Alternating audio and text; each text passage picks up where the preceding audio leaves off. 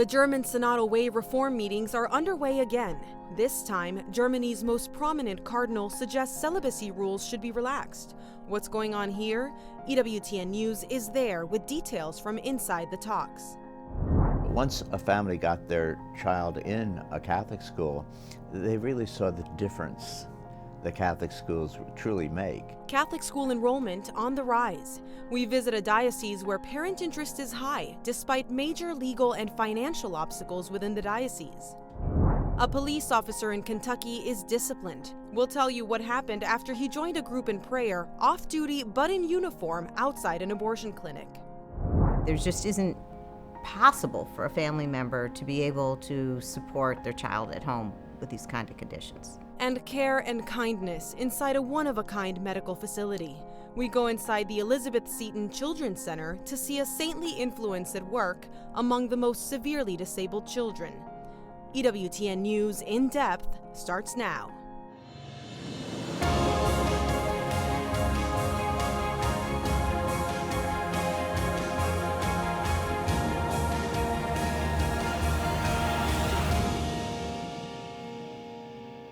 Hello, welcome to EWTN News In Depth. I'm Montse Alvarado. Controversy once again in the Catholic Church in Europe.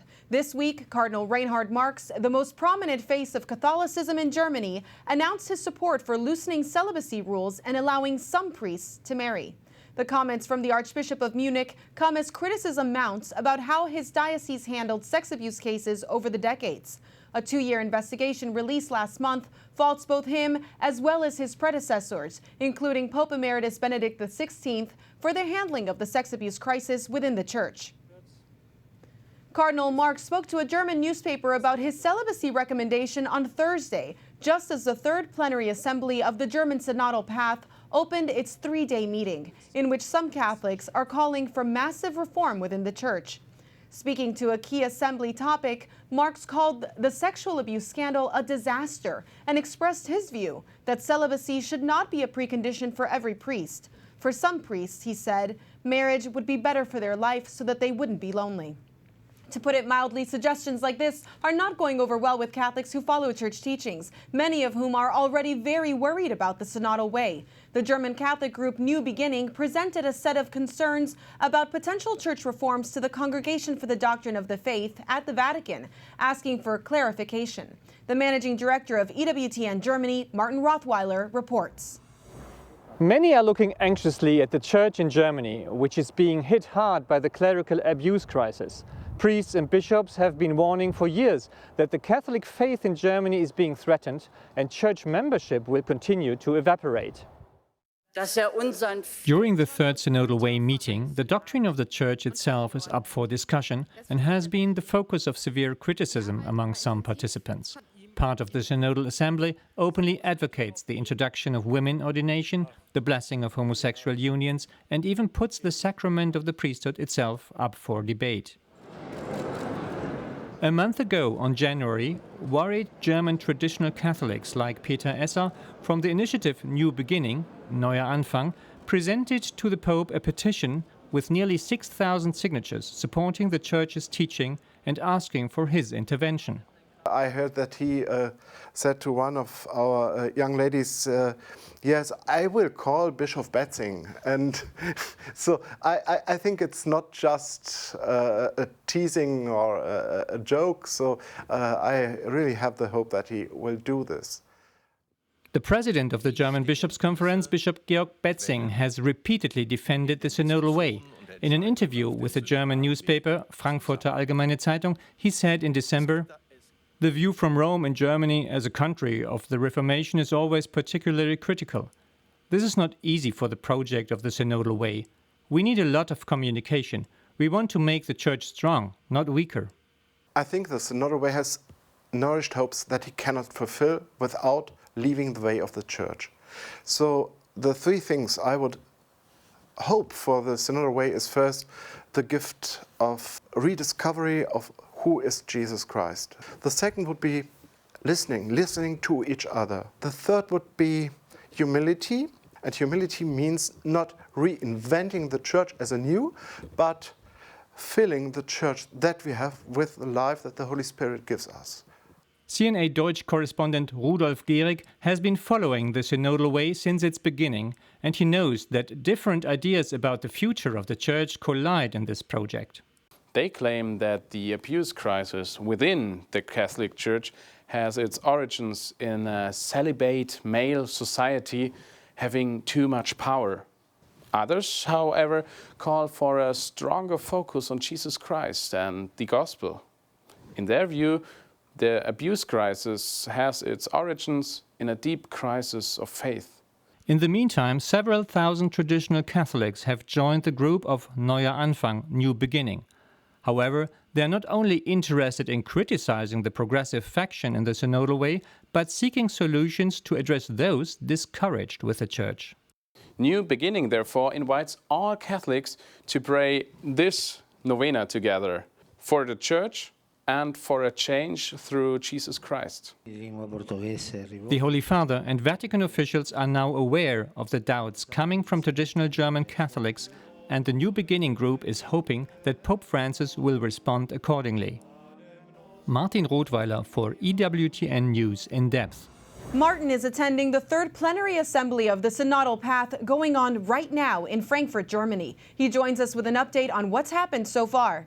Martin, it's the end of day 2 of the 3-day event for you. What reaction have you heard to Cardinal Mark's recommendation to loosen celibacy rules? And since it's against church teaching, do you think it could end up in the final recommendations from the German Synodal Way? Well, as you mentioned, Cardinal Reinhard Marx has spoken out in favor of loosening the obligation for Catholic priests to remain celibate. In an interview with the Süddeutsche Zeitung, the Archbishop of Munich in Freising literally said, "It would be better for everyone to create the possibility for celibate and married priests." The Archbishop of Munich in Freising did not want to affirm directly that celibacy was a danger with regard to abuse. You cannot say that in general terms, he said, but this way of life and this male bonding would also attract people who are not suitable, who are sexually immature. For Marx, this celibate way of life is precarious because it promotes loneliness. Marx emphasized that he is not concerned with a general abolition of celibacy. There is no doubt that celibacy is a way to live the gospel, he stressed. But whether you should take that as a basic requirement for every priest, I do put a question mark there, explained the Cardinal. The discussion on celibacy continues to take place right here in Frankfurt during the Third Synodal Assembly, as one of the 4 synodal forums is devoted to the priestly way of life. It is quite safe that loosening celibacy will end up in the final recommendations of the Synodal Way in Germany with a vast majority. So not necessarily getting rid of the idea of celibacy completely, but definitely putting a question mark there. And at the same time, we do know that there are some priests who have come into the church after being previously married. So that is something that I'm sure everyone is tackling. At what stage are we then in this synodal way in Germany? The Synodal Way enters its decisive phase at this third assembly. Final decisions on some texts have already been made. The decisions require a 2/3 majority of all members of the Synodal Assembly and a 2/3 majority of the bishops. Despite the considerable objections of some bishops, such as Bishop Rudolf Voderholzer from Regensburg and Bishop Stefan Oster from Passau, an orientation text was passed with a large majority, which is to be the theological basis for the Synodal Way. In this document, the so-called signs of the times are classified among the sources and places of theology and placed on the same level as the magisterium of the Catholic Church. This stresses a time-bound nature of teaching, relativizes the importance of the magisterium, and such contradicts the Second Vatican Council and the tradition of faith. More than 86% of the participants voted in favor of the text. Of the 59 bishops present, only 16 bishops voted against it, while more than 70% of the bishops voted in favor. Some participants criticized that the decision-making process and the voting process is a farce, as the different arguments are not really taken into consideration. The basic text of orientation that has been decided on is considered by the Synodal Way as the basis for its decisions and makes clear that the Synodal Assembly is aiming at changing church doctrine. In response to the intention of the Synodal Way to change church doctrine, and especially the sexual morals of the Catholic Church, the initiative New Beginning, Neuer Anfang, sent out a public letter to all the German bishops and to around 2,000 bishops and 500 Catholic religious orders all around the world in order to warn of a new schism from Germany 500 years after the Reformation. Very different from what we're asked to reflect on in our own synodal discussions here at home. Thank you so much, Martin. I look forward to getting an update on you on this final day of these proceedings. You're welcome. Next, as the 2022 Winter Olympics in China get underway, critics of China's human rights violations ramp up their denunciation of the country's treatment of Uyghur Muslims. We're joined next by two leading voices in the battle to bring the world's attention to those atrocities. Much more ahead on EWTN News In Depth.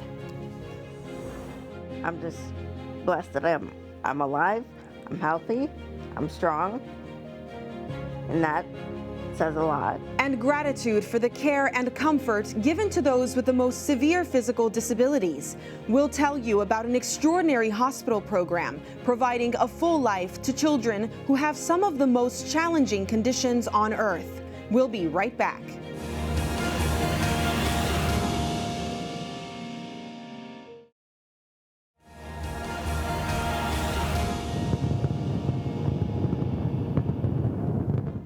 Fireworks at the opening ceremony of the 2022 Winter Olympics in Beijing. The world's top athletes are ready to compete, hoping to bring home a coveted medal, a sign of strength, endurance, agility, speed, and honor. A culmination of all their work comes down to these games. The Olympic Games are an exciting time to celebrate sportsmanship and an opportunity for countries to raise a sense of national pride while cheering on their athletes, and for the world to recognize the diversity of cultures. But the pandemic has made these games look very different. China has launched a system of strict containment measures aimed at keeping the coronavirus at bay for the duration of the Games. From the moment athletes, coaches, journalists, and other visitors step off the plane, they enter into the bubble. Those attending the Games are being kept completely separate from wider Chinese population. Temperatures are tracked, daily COVID tests are administered, and everyone is on alert for COVID symptoms. The Games are also being overshadowed by concern and criticism over the Chinese Communist Party, or CCP's, treatment of religious minorities, including Catholics, Buddhists, Falun Gong practitioners, and Uyghur Muslims. Some Western governments, including the United States, have mounted a diplomatic boycott over the way China treats millions of its own people. There's growing international outrage over the horrific treatment of Uyghurs, as Uyghur exiles have described forced abortions, torture, forced labor, and more. This video shows a massive labor camp where Uyghurs are detained. Protests have been held in cities worldwide, including New York, San Francisco, and in New Delhi, India, which is the location of the video you're looking at now. Some are calling these Olympics the Genocide Games. A recent ad in the New York Times, paid for by the Elie Wiesel Foundation, compares the atrocities happening now in China to the Holocaust and calls for national leaders, corporations, and even the Olympic athletes to boycott the Beijing Games. Natan Sharansky, the chair of the Institute for the Study of Global Anti-Semitism, is here to talk more about that New York Times ad. Natan, you and two others, Alicia Wiesel and Bernard Henry Levy, placed this ad in the New York Times a couple of days after Holocaust Remembrance Day, commemorating a crime you said has no equivalent. What inspired this bold move? Well, first of all, I have to give a credit to Elie Wiesel's foundation and to Alicia Wiesel, the son of our great moral leader, Elie Wiesel. But I was more than happy to join this initiative immediately, to find out that there are the whole people kept almost in the conditions of concentration camps, and all the awful things which are happening to them was awful. And to think that the free world can ignore it, well, the free world is speaking about it, knows about it, but is not linking it in any way to their relations with China, economically, socially, politically. And so the fact that the free world can ignore it like this, isn't it the worst way to remember the Holocaust? After all, we have to remember the Holocaust not only because we Jews suffered and all the world has to have sympathy to our suffering. It's because learning about the Holocaust, we can understand how awful can be the consequence for the world if the world is ignoring such crimes. But you noted something really important earlier about Elie Wiesel, which you included in this ad. He said to be a devoted Jew requires fighting hatred and taking action for human rights wherever oppression is occurring. Where else has the Jewish community and you as a leader sounded the alarm on these issues?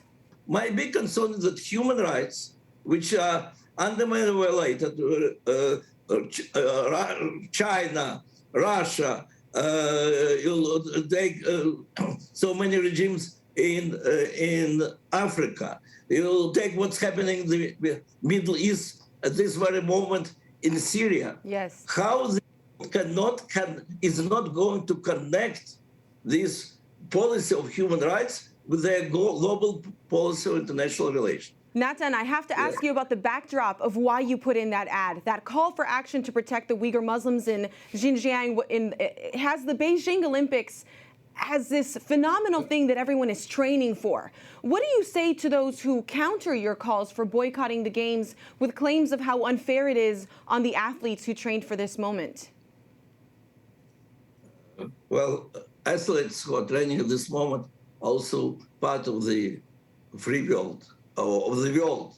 And for them, it is as important as for everybody else whether this world will remain free and whether they will remain free. I have to say, I happened to be in Soviet prison when they had to be Olympic Games in Moscow. That's right. And there was appeal to boycott Olympic Games. And the argument of Russian leaders was exactly this: how you can punish the sportsmen. I have to say, it's the American sportsmen and many other sportsmen in the free world understood that for their future as well, for the future of this world, is to support this boycott. And we were very happy in Soviet Union. And it was very important message to the leaders of the Soviet Union that they will be more and more isolated if they will continue policy of Iron Curtain and keeping Soviet Jews and the others, in fact, in prison. I have one last question for you, and this is about the Uyghur Forced Labor Prevention Act that was passed by the Biden administration. They're waiting for comments on this at the end of this month. Do you expect similar action from members of the international community? Is this your call to action for people to evaluate the best way to government stop the problems and the persecution of Uyghur Muslims in China? Yes, for sure. I think here the solidarity of the free world in these questions is extremely important. The totalitarian regimes count on this, that in the free world, people and peoples and countries and governments have so many immediate interests. They will not speak in the one voice, not like totalitarian regime, which can force everybody to speak in one voice. And that's why to demonstrate the unity of the free world in this position is extremely important. If you want to have real impact on Chinese policy, free world has to speak in one voice. That's why, as it is very important that the steps of the American administration will not be the lonely single step. Thank you so much, Natan. Thank you. Thank you. We continue our conversation about religious persecution in China with Nina Shea, Senior Fellow and Director of the Hudson Institute Center for Religious Freedom. Nina has been an international human rights lawyer for more than 30 years. Nina, the games in Beijing opened Friday with half the countries participating in these games compared to the 200 countries in the Summer Olympics in Tokyo. Which countries announced diplomatic boycotts and did follow through? Well, the United States was the first to announce it, and it was followed then by the UK and Australia and Japan. So, and there may be others, I think Lithuania. So there are diplomatic boycotts. This means that there's no official delegation at the Olympics in protest to the genocide that's actually going on. And other human rights abuses across the board, of course. But, this is people have compared it to the Berlin Olympics with Jesse Owens. It's actually, that was, I think, in the mid-30s. This is actually worse because right now the genocide is in full gear. It's going on against the Uyghur Muslims and other ethnic Muslims in the western province of Xinjiang. And at that time, in the Nazi period, the Holocaust really hadn't gotten underway. Kristallnacht hadn't even happened. So this is much worse. And it's definitely a defiant touch by the Chinese President Xi Jinping at the end of the opening ceremony to have a Uyghur cross-country skier from the western Chinese region of Xinjiang as one of the 2 last torchbearers.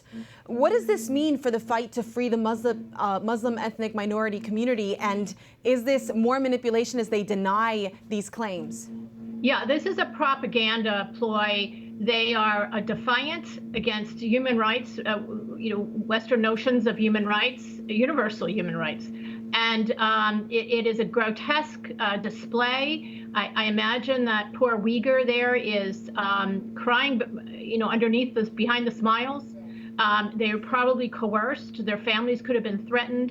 The Xinjiang, where he's from, or he or she's from, is the region where there is this vast network of concentration camps where Uyghurs are being rounded up by the millions, 1 to 3 million, and brainwashed, and the women are being forcibly sterilized and forced to have abortions as a way of eliminating their population. This was pronounced by the U.S. government last year by both administrations, by first the Trump administration and then the Biden administration. So we have an official declaration of genocide, and it is as bad as it comes, with torture, disappearances, probably organ harvesting as well. We're getting new research on that the Uyghurs are being targeted deliberately to eliminate them for that reason. Well, let's talk policy then, with exactly what you were saying about the designation of the persecution of the Uyghurs as genocide by both the Trump and Biden administrations, which you called a bold departure from public policy. Why is that a bold departure? It's a bold departure because it's ongoing. Usually these genocides, like the Armenian genocide after 100 years was declared last year by the U.S. government, they usually are done after long after the genocide is over. This is not just any government. This is a really powerful trade partner. Unlike, say, a place like Sudan, where we also declared a genocide, or Rwanda, where there was a genocide. So it's by a powerful sitting government, this genocide is being carried out. It was also bold, Monty, because it was opposed by the lawyers in the State Department, by some of the lawyers and bureaucrats in the State Department opposed this. They thought it would disrupt relations, bilateral, trade relations with China. And so it was a very courageous move for Secretary Pompeo. I talked to his chief policy advisor on China this week. He's at Hudson Institute now, and I interviewed him, and that's what he told me, that it was opposed by the State Department itself, by many in there, by key people in there. And he had to overcome that to do this designation. He called it a policy designation, so it wasn't a legal one out of their legal department. Well, we hope that the Biden administration will continue to pursue this. One last question for you, Nina. What can you tell us about retired Cardinal Joseph Zen, Bishop Emeritus of Hong Kong, and the recent accusations by the CCP of his inciting student riots against repressive measures in 2019? Under the cover of the Olympics, Cardinal Zen is being attacked in multiple articles in the government press in Hong Kong. This is the Beijing press in Hong Kong. He's being accused of very serious crimes of violating national security laws and of inciting riots. And this is it's a way to raise the flag that they are going to go after him. This is the pattern that's usual in such instances. It's a campaign against him, very vitriolic, and against the churches and against the schools. Most of the schools in Hong Kong are Christian run, and he's saying that they're responsible for the protests against the government by the students and the young people in Hong Kong. So this is a prelude, we believe, for a crackdown on the Hong Kong churches. They have been relatively left alone until now. They are not under the sinicization policy where they, have to take down their crosses or put surveillance cameras on their congregations or exclude children from the worship services. They have been relatively free, and now it looks like it's going to change rather quickly. Well, we'll and be Cardinal watching Zen it. great deal at risk right now. So let's pray for him. Let's keep him in our thoughts and, keep closely watching it. Absolutely. We'll watch it closely and we will ask for prayers and join in prayers for him. Thank you, Nina. We hope to have you back so you can update us on the situation. Thanks so much. Our mission and our goal is to teach our children to be loving, to know Christ, to love Christ, and to spread the word of Christ everywhere. We celebrate Catholic Schools Week, and a principal tells us about a Catholic school success story made all the more remarkable because of lawsuits and bankruptcy within her diocese. That's next on EWTN News in Depth.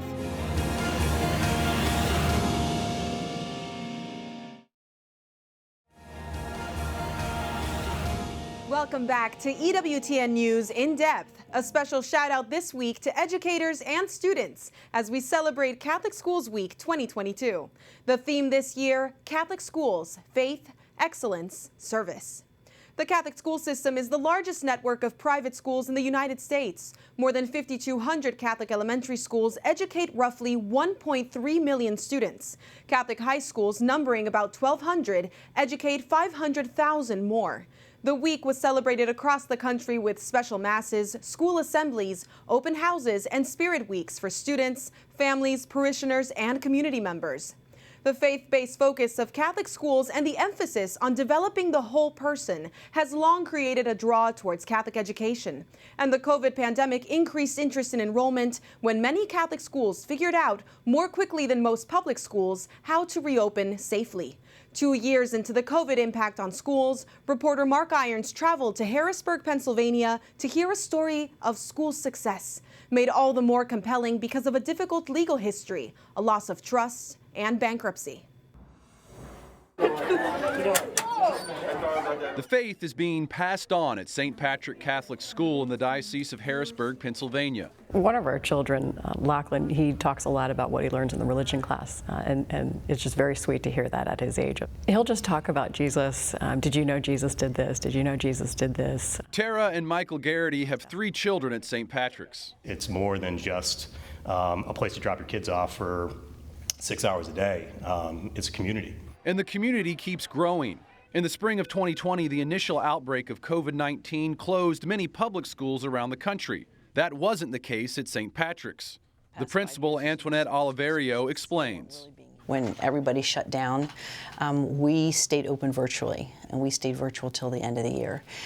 So we were ready. We were proactive and we were ready. And the following 2020 fall semester, with COVID precautions in place, the school doors reopened and staff made in-person education a priority.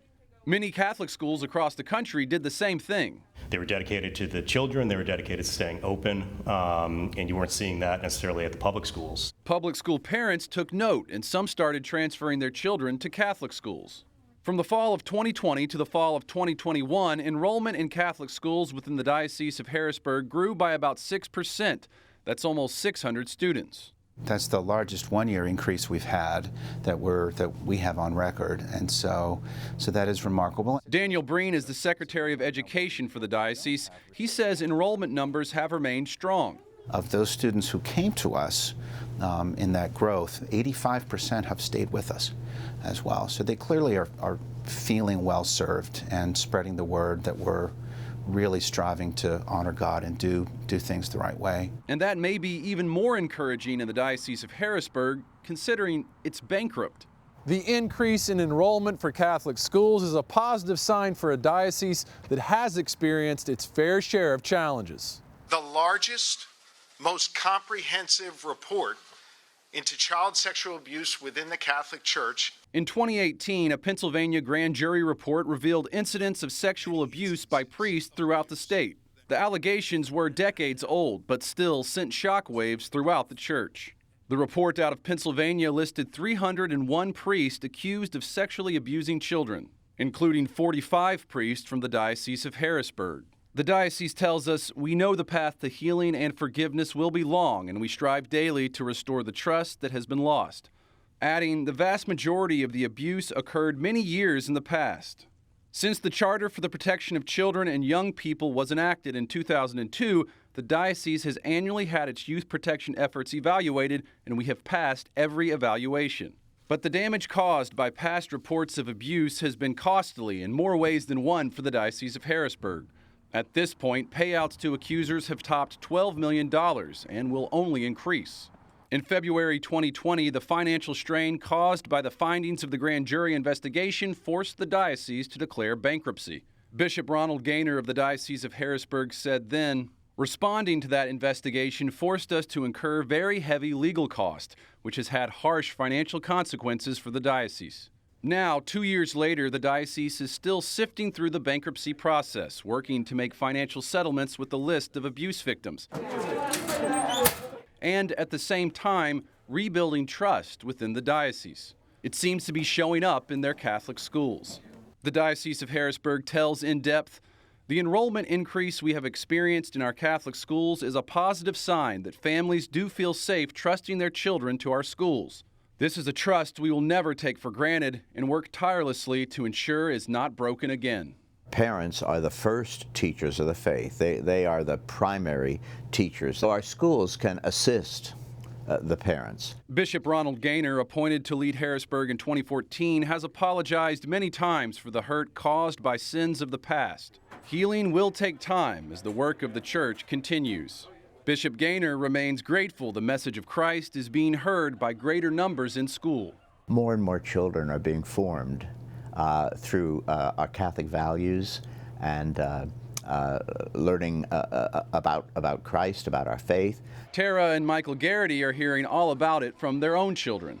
And as parents, their faith and trust in Catholic schools is strong.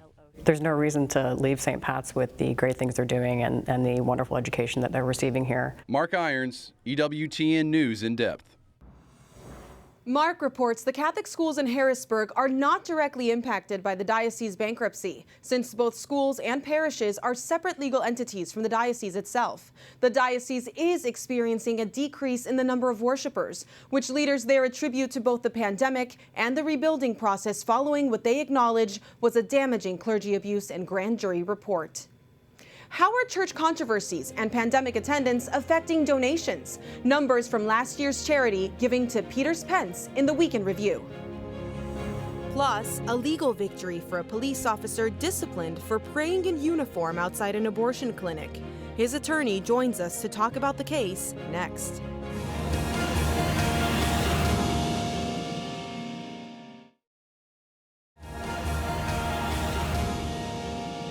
American military maneuvers and actions in Eastern Europe and Syria top the Week in Review. Early in the week, the United States announced it's moving 3,000 troops into NATO countries neighboring Ukraine to counter aggressive Russian moves along the Ukrainian border. The United States stands shoulder to shoulder with our NATO allies. The current situation demands that we reinforce the deterrent and defensive posture on NATO's eastern flank. President Biden has been clear that the United States will respond to the growing threat to Europe's security and stability. Our commitment to NATO, Article 5, and collective defense remains ironclad. Many of those troops based at Fort Bragg, North Carolina, have already started to move out. Most will go to Poland and Romania, which hosts a NATO missile defense system Russian President Vladimir Putin considers a threat to Russian security. The Pentagon says efforts to find a diplomatic solution to the Ukraine crisis will continue. Ukraine is not a member of NATO, and the Pentagon said American troops will not enter Ukraine, but will be in the region to support its NATO neighbors. Last night, operating on my orders, the United States military forces successfully removed a major terrorist threat to the world, the global leader of ISIS, known as Haji Abdullah. And then on Thursday, news that U.S. Special Forces launched an overnight counterterrorism raid in Syria at the home of the ISIS leader who took over in 2019 after the death of former leader Abu Bakr al-Baghdadi.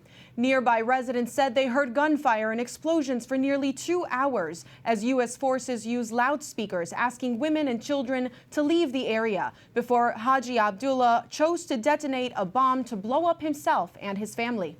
The surprise airborne raid was launched from an unspecified base in the region and came as ISIS had tried to stage a comeback with a series of attacks. A big development involving COVID vaccines and kids. Pfizer is seeking authorization from the Food and Drug Administration to approve an extra low dose of its COVID vaccine for children under 5 years old.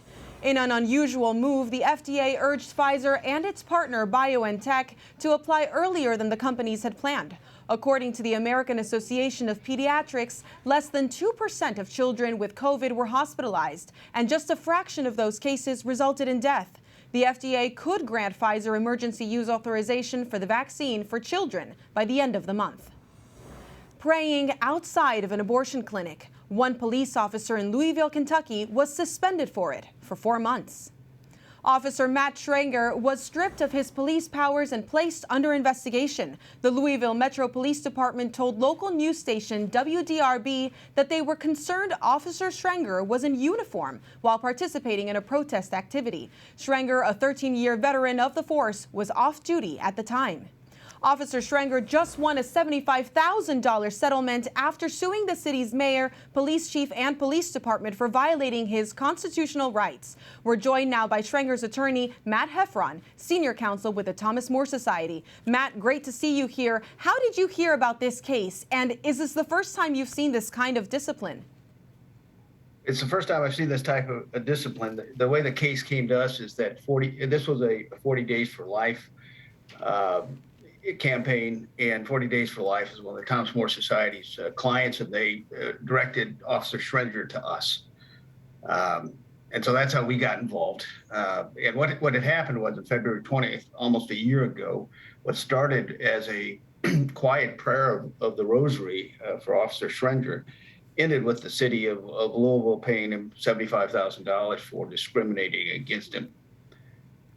So then what are the rules, Matt? Can an officer attend a protest? Is praying a protest? Well, and this is what I have to correct to begin with. The local newspaper outlets down there continue to falsely, very falsely, state that the officer was protesting or that he was marching with protesters. Simply did not happen. And both the police department and the local news stations should know that. It was all caught on security camera. It was a Saturday morning, 6 a.m. in the dark. There was no one else on the streets. This kind of rough area town near downtown. It was just Officer Schrenger and his father walking quietly back and forth in front of the abortion center, saying a rosary. There was no one else there. So if he were trying to protest, it was one of the worst protests ever. Protests are supposed to involve lots of people and being seen. And he was clearly not trying to be seen. He had his uniform covered up just to be extra cautious. It's actually a lovely incident. I mean, this is what you'd like to see people do, is pray with their father. And that's all that happened. Intergenerational pro-life devotion. Tell us a little bit more. So he was wearing a coat and covering up his uniform. Does that even matter? No, it doesn't. Great point. No one's hardly said that. So good point on your behalf. He could have been out there protesting. There's no law against it. What happened was that he goes to work that morning, and then within a couple hours, he's called back to headquarters. And this was a good officer. No complaints against him, which is rare, and lots of commendations. He's called back to headquarters, and he's told that he's being stripped of his car, stripped of his computer access, and sent home. And he's being investigated. And what happened was that they sent a letter to him saying, this is what you're being investigated for. He sent it to us, and we immediately did a complete analysis, sent a 6-page legal analysis of the facts, and told the police, you don't have a case to stand on here. You have nothing. Let the guy go back to work. And instead of doing that, they didn't even interview him. He was contacting them saying, will you at least interview me about this? They let him sit for 2 weeks. And this was all intentional. That's what the really egregious part of the case was. The police chief said publicly to some rather crazy, if you don't mind me saying that, but very, very vehement politicians that wanted this guy's head, said in a city council meeting, you know, it's really not even clear that he couldn't be doing what he was doing. She knew that 3 weeks into this matter. And yet, despite our legal analysis and despite several other letters to them and requests for them to let him get back to work, they kept him hanging for 4 months. Now, 4 months with pay, but he did not know whether or not he was going to be able to support his 4 kids and wife, whether or not his career was in ruins. They purposefully let this go for 4 months. And it was a quiet form of punishment just to let him know that they wouldn't put up with this. And that kind of speech is not allowed. That sort of speech, religious speech, is not allowed. Now, at the same time, though, this same police department was allowing their officers in duty and in uniform to march with gay pride parades and with Black Lives Matter. And clearly, we're protesting with lots of protesters. And this was actually, we got some emails, some interior emails. This was promoted and this was applauded. The only difference was that our gentleman, Officer Schrenger, a brave and good man, he was praying, and he was praying in front of an abortion clinic. Well, it sounds like viewpoint discrimination for sure. Very good point. Yeah, it's clearly they just did not want him dealing with abortion. Anything else or anything that's leftward leaning, that's okay, but not the abortion issue, and certainly not prayer. That's right. Well, Matt, now that he's won his settlement, what can we expect? Does this development keep others from being restricted from praying? I would like to think that Officer Schrenger's courage in bringing this case, we sued the department and the city in federal court. I would like to think that his courage in doing that will encourage other people that there's sometimes you have to push back. And I think that the police department and the city thought he would just go away quietly because so many of the people on our side of these issues are good citizens. But in this case, there needed to be action taken, and he took it. And I should also say, along with a real good employment attorney that we worked with in Louisville, Blaine Blood, helped us on this case. And this is the way it should turn out. He should be paid for what they put him through. Well, thank you for your courage, and thank you for making this happen and for this big win. Congratulations. Thanks for having me. Appreciate it. Indigenous leaders from Canada are set to meet Pope Francis at the Vatican next month. Plans for the visit began in June of last year following the discovery of unmarked grave sites at former residential schools housing Indigenous children. The Canadian government established the schools, which were run by Catholic and Protestant communities from the 1870s until 1996. As many as 6,000 students were believed to have died while enrolled in the schools, a majority from diseases including tuberculosis and influenza. The delegation is expected to ask Pope Francis for an apology for the Church's role in the school system. The Vatican has announced a sharp decline in donations to Peter Spence, the Holy See's annual worldwide collection to finance the Pope's charitable works, as well as support the running of the Roman Curia and Vatican embassies around the world. The Secretariat for the Economy says donations in 2021 were down at least 15% to about $41 million. That's on top of a decrease of 18% in 2020, the first year of the pandemic.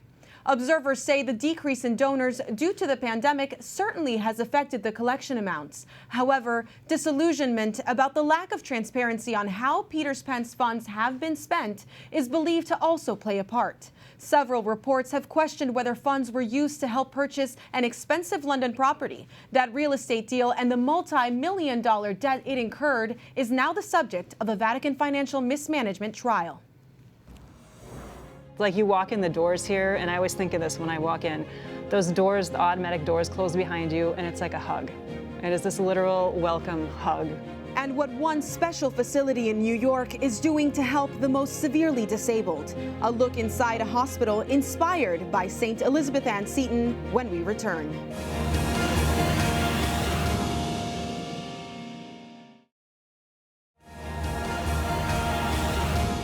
And now, a visit to a special place helping medically challenged children. The Elizabeth Seton Children's Center and the Sisters of Charity provide a level of care and normalcy for young people who otherwise might not have survived their early years. It's a facility filled with compassion, love, and joy.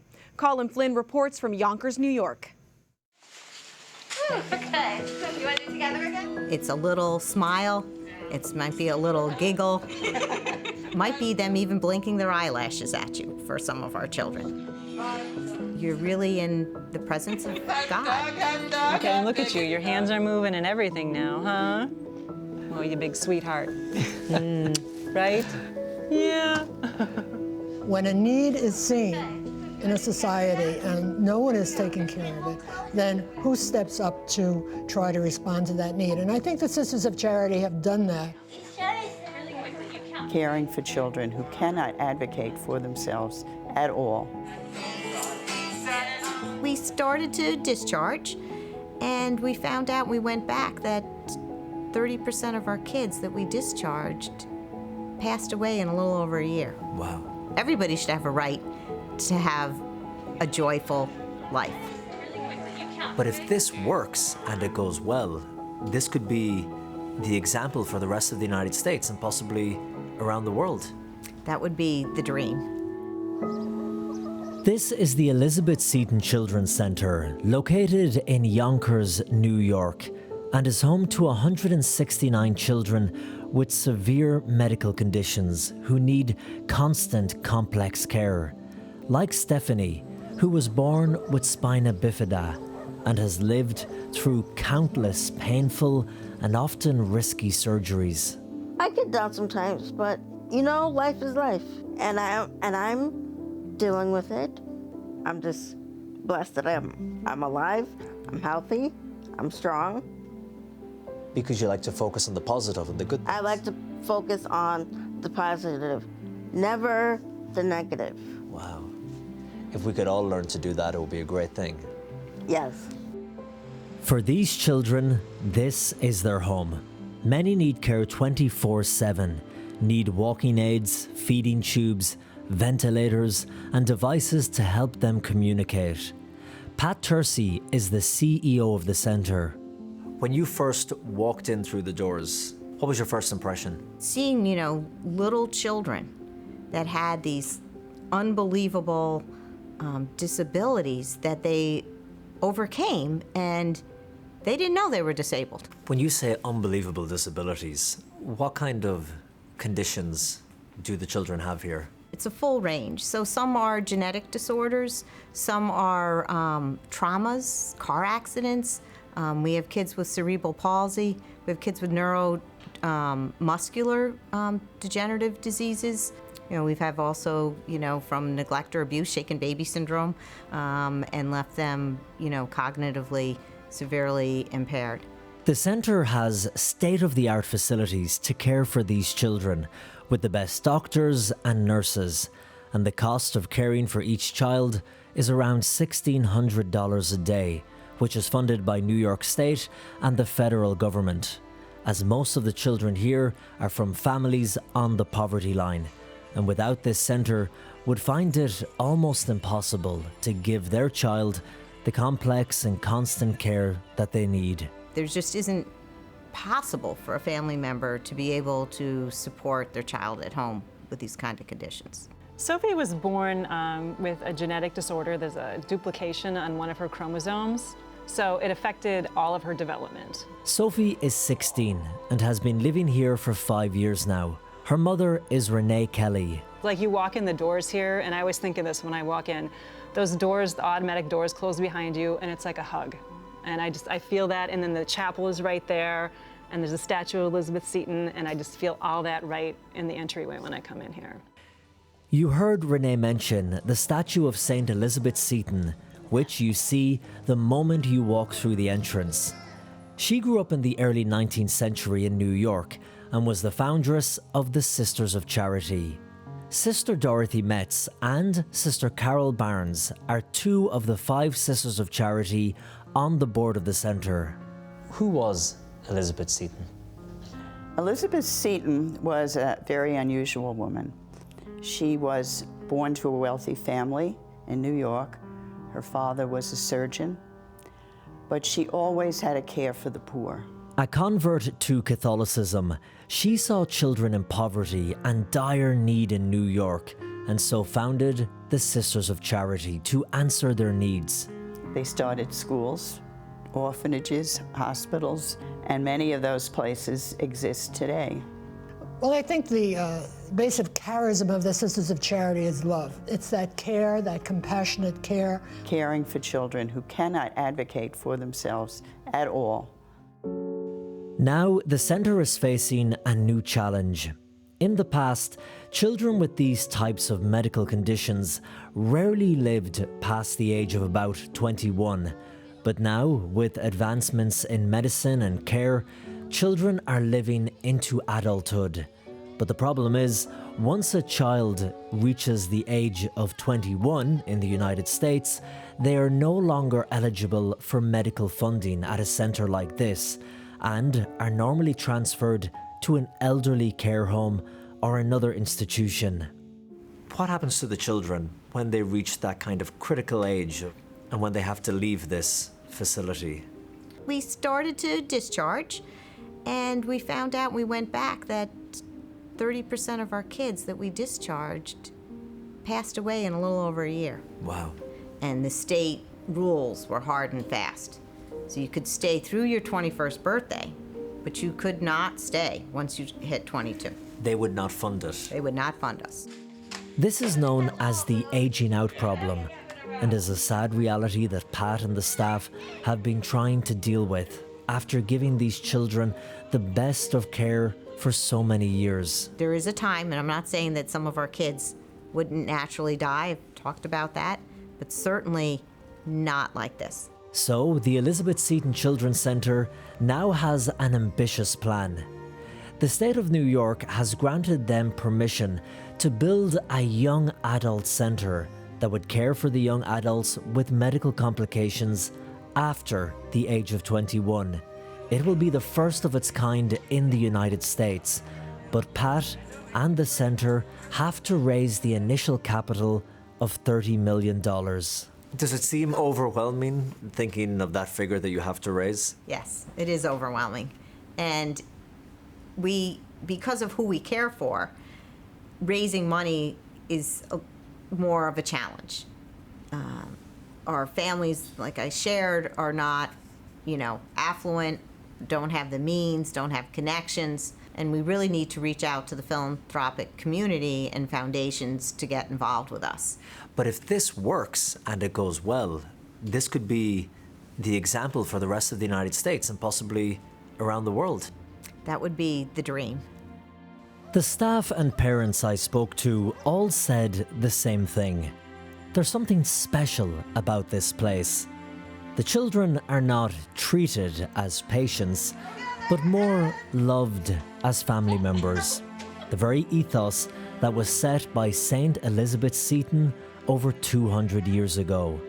And now their dream is to give that same love and care to more children and young adults. She's having a little snooze at the moment. Sophie does that. She tunes out. There you go. You were awake the whole time. He loves this place. It's like home, yeah. You like it, Kevin? Yeah.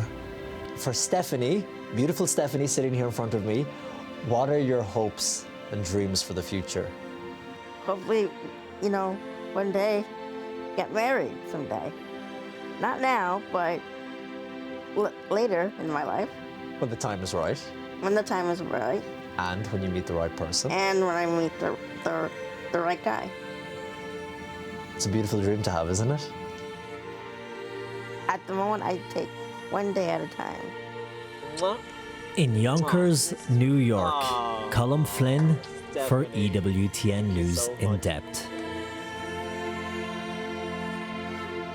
If you'd like to learn more about the aging out crisis and how you can help, you can visit the center's website at www.setonchildrens.org. And with that special story, we close this week's edition of EWTN News in Depth. I'm Montse Alvarado. We hope you'll join us again same time next week as we continue to bring you discussions and stories important to your Catholic life. See you then.